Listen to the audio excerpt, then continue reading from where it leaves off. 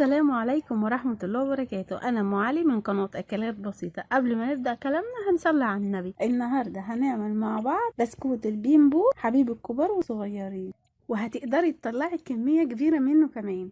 يلا بينا بقى نشوف البسكوت البيمبو ده احنا عملناه ازاي.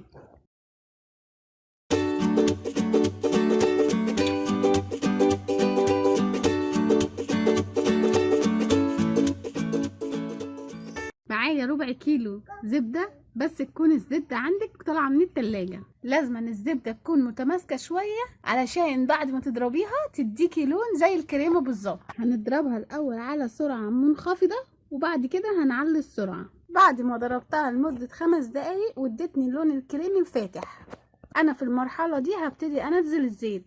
دي ربع كوباية من الزيت. الزيت بيدي للبسكوت قرمشة ملهاش حل. بعد كده هضرب في الزيت لحد ما يختفي تماما.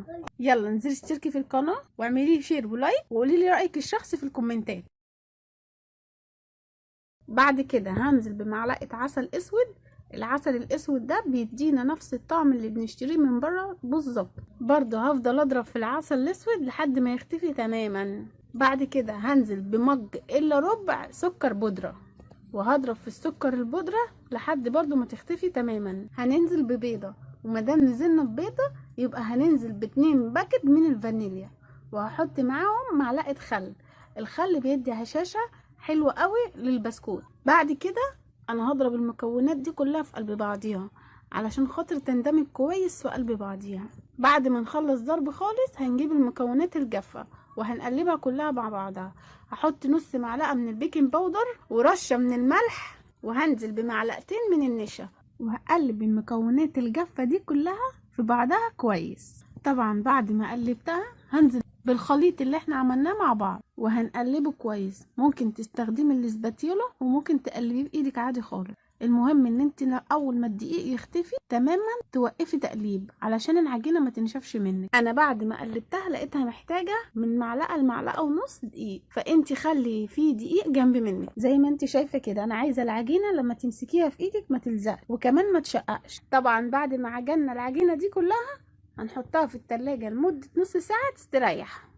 طبعا زي ما انت شايفه انا جايبه كيسين من اكياس النايلو العاديه، فتحهم نصين. هحط كيس على الرخامه وهحط الكيس التاني من فوق العجين. انا خدت قطعه من العجينه وهتفرديها عندك باي حاجه بتفرد العجين. طبعا الكيس اللي من تحت دوت عشان العجينه ما تلزقش في الرخامه، والكيس اللي من فوق دوت عشان تديني سطح ألمس ما يكونش فيه تشققات ولا اي حاجه. وبفرده بحوالي سمك 2 مللي مش اكتر من كده. هجيب اي قطاعه عندي مدوره. انا عن نفسي استخدمت الغطا عشان يدي معايا كميه كبيره. انت عندك قطعه مدوره قطعي بيها. لو مش موجوده عندك القطعه ممكن تستخدمي زي ما انا استخدمت كده الغطا ده حجمه متوسط هيقطع معايا كميه كبيره من شايفين السمك بتاعنا حوالي 2 مللي. هو ده السمك اللي انا عايزاه، يكون 2 مللي مش اكتر عشان احنا لسه هنحشيه شوكولاته ولسه هنحط عليه طبقه من البسكوت تاني.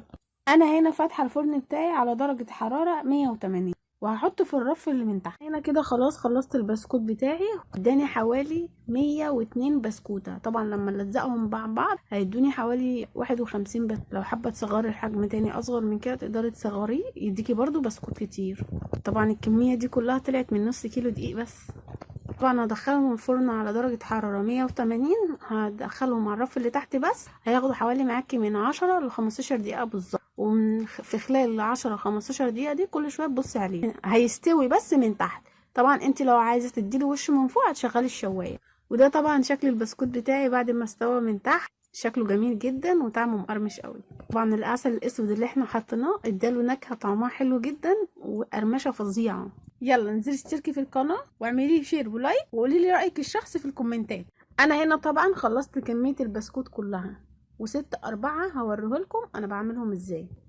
طبعا بعد ما هلزقوا في بعضيهم هحطهم في التلاجة لمده نص ساعه. وبعد ما احطهم في التلاجة هطلعهم علشان هنعمل بقى المرحله الاخيره. بالمناسبه في ناس بتحبش الشوكولاته، فانا سبت كام بسكوته كده من غير شوكولاته.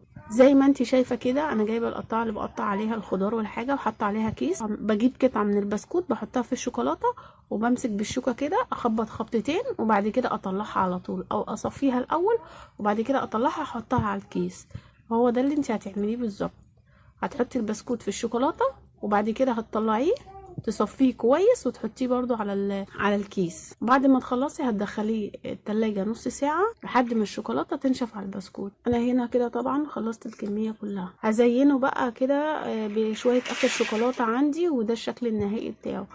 شكله جميل جدا وطعمه تحفة تحفة. اتمنى ان يكون الفيديو عجبكم، وما تنسوش بقى تقولي رأيكم في الكومنتات. دول بالظبط 52 بسكوتة بالشوكولاتة، ومن غير شوكولاتة حوالي 10 وحدات.